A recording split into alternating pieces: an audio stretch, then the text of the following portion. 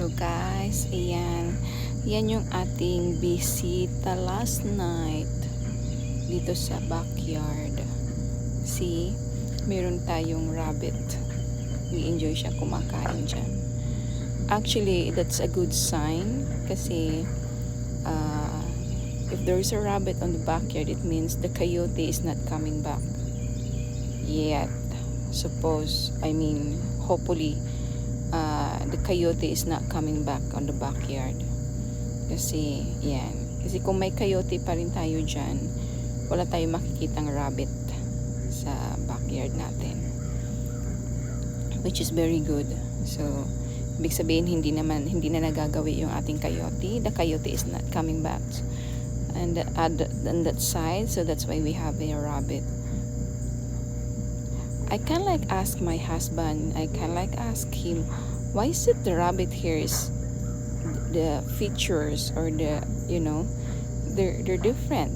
I can because I've noticed right in the Philippines the rabbit there is beautiful and nice. There's a lot of fur and then I was kind of thinking maybe it's because it's a wild rabbit. They're living in a wild. They're not a pet rabbit because it's the Philippines. It's a pet. There's a pet rabbit. They use it for pet. Yeah, one of my friends, Justine, she's one of my close friends, best friends. She have rabbits and continuously giving birth, continuously having a baby rabbit, just so beautiful and so fluffy. And one of their stress reliever too. Yeah, that's why I'm wondering why the rabbit in here is different. I'm not saying it's not beautiful. They're still beautiful too, but I'm just wondering why it's different. Like the features. Yeah, because they're living in a wild. They're surviving for themselves. Nakakatuwa. That was my. I don't know if this is my first time I saw rabbit in our backyard.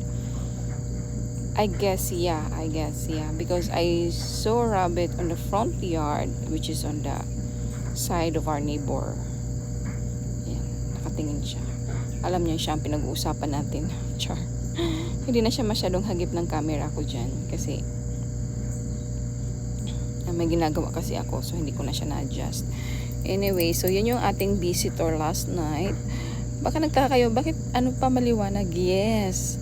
This month here is 7 PM maliwanag pa din. Anyways, like and subscribe to my channel. Bye! Mwah!